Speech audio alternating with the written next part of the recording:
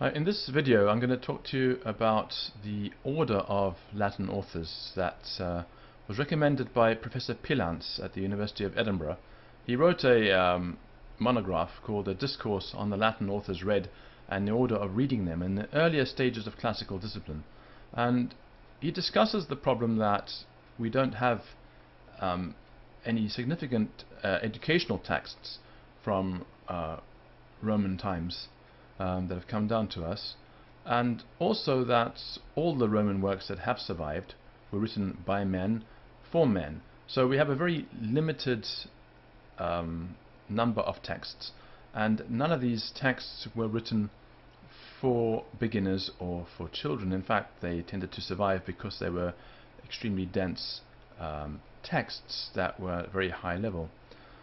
So the problem is that when we're teaching Latin, what do we read at the beginning? Now, there were various attempts made. Comenius made some of the first attempts to write material specifically for children, and Corderius wrote colloquia, little simple dialogues for this purpose as well.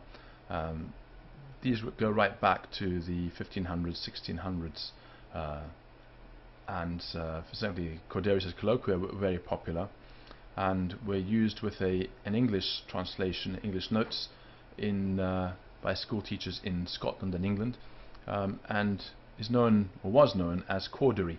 Now, in the 1900s, all this Renaissance Latin was thrown out and rejected, which means that there was even less material to use for beginners. Lomond, he was an emeritus professor at University of Paris, wrote a book called De Viris Illustribus Urbis Romae a Romulo ad Augustum, and this work, which is the end of the 1700s, early 1800s, don't know the exact dates, but this was to give a bit of history and also to use Latin narrative that was not too complicated, and it uses excerpts from Livy and Valerius Maximus, Florus and other historical writers, but the Latin has been simplified, and as Lomond says himself, the prime difficulty was to bring down to the level of their comprehension what in the original work is beyond their reach. So how to very, very carefully simplify the Latin. And so what he did was he shortened long sentences and he rearranged some of the wording to make it simpler. And he was very aware that this was problematic. He modeled his Latin after the Latin of Cornelius Nepos. Cornelius Nepos, possibly after Caesar, is the next most simple of the Latin authors. Now, the problem is that there are very, very few simple authors. You have Eutropius, you have Cornelius Nepos, and you have Caesar, and sometimes Phaedrus or Phaedrus.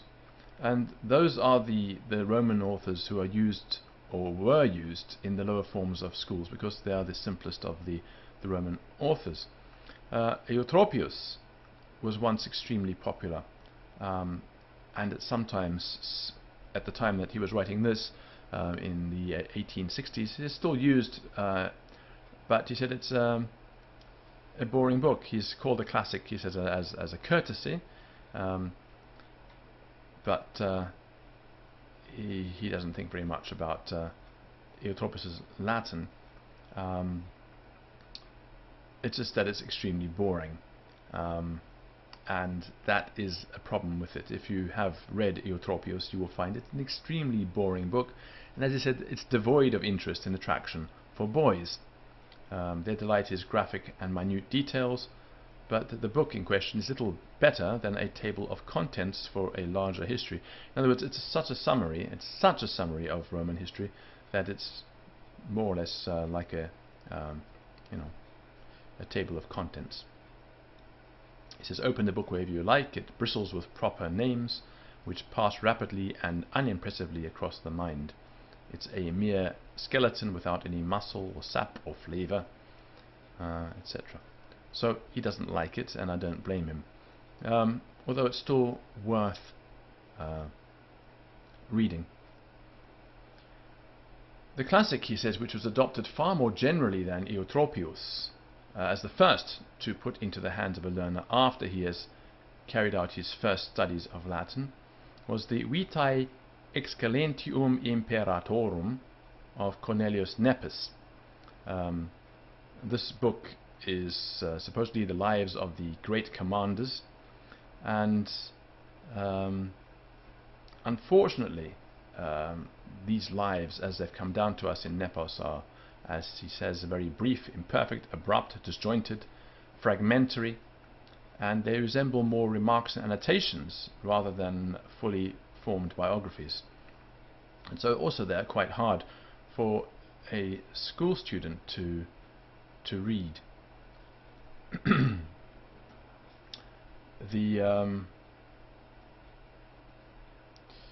that's Cornelius Nepos.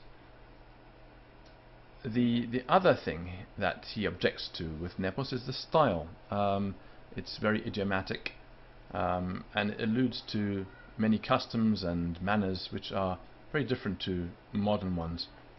So he noticed that at Eton, Nepos is among the textbooks reserved for the 5th form, which is the highest form, or was the highest form in the school for almost all the students that went to Eton in those days.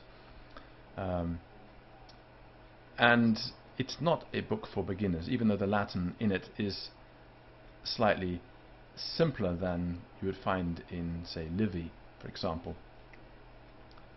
So he has a solution, but we'll get to that in a moment.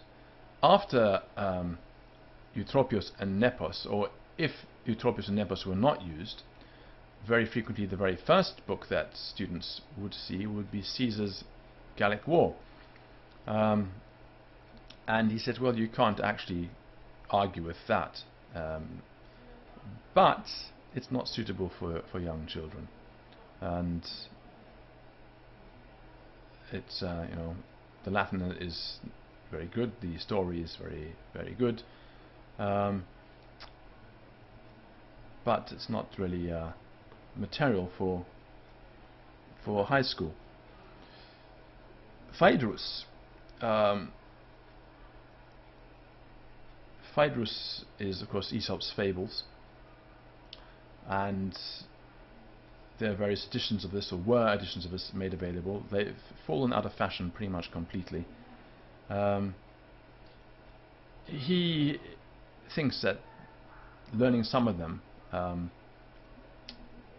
is very, very useful. Especially at the time he was writing, many students were familiar with a lot of these fables in English. They had grown up with nursery books, etc., with fables, and so because they already know the stories, it helps with learning Latin. But apart from that, the text is very obscure. There's another text he mentions, which I'm scrolling through his work here, and I haven't been able to find a copy of this online. But before we get to that, he says that usually after Caesar, the universal practice is to do Sallust, and that's the progression. But he thinks that there's something better than this, and that is Quintus Curtius Rufus, and he spends the rest of his essay talking about why he thinks this is a text that should be studied. He said, for whatever reason, Curtius has been neglected, and this shouldn't be the case. The Latin in Curtius is accessible, far more accessible than Sallust, and he thinks that this is the next text that should be read after the ones we've mentioned. And that's the end of this video pretty much.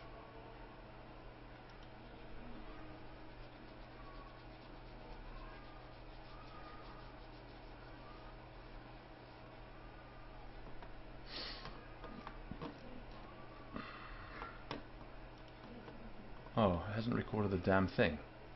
All of that for nothing.